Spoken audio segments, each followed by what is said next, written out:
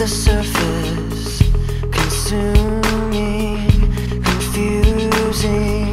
This lack of self-control I fear is never ending, controlling. I can't seem to find myself again.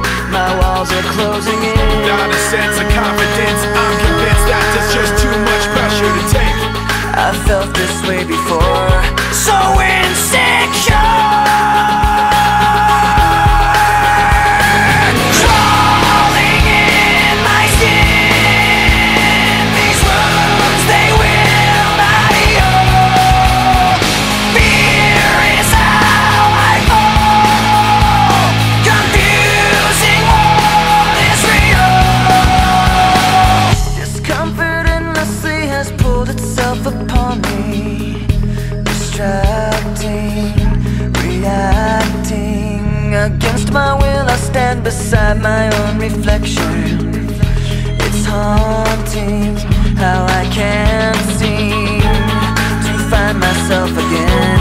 My walls are closing in. Not a sense of confidence, I'm convinced that there's just